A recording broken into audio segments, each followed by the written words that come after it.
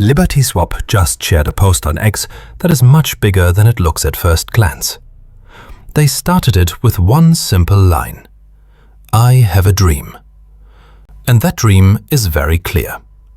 They want PulseChain PulseX and other Pulse coins to use Railgun technology natively on Pulse. That alone is a massive statement.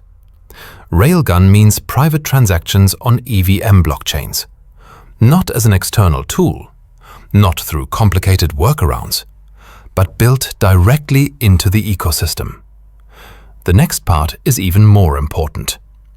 LibertySwap wants the Railway wallet to be completely rebuilt to support Pulse and all other EVM blockchains.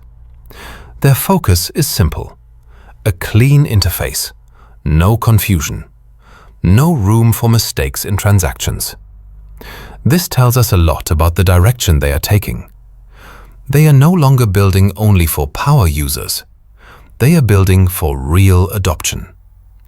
Then there is the fee model. LibertySwap talks about shielded transaction fees around 0.1%, both for entering and exiting privacy.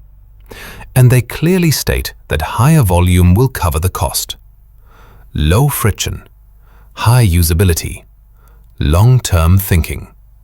Shortly after this tweet, LibertySwap also promoted a new X page for the wallet, the ZKX wallet account. On that page, you can already see early user interface examples.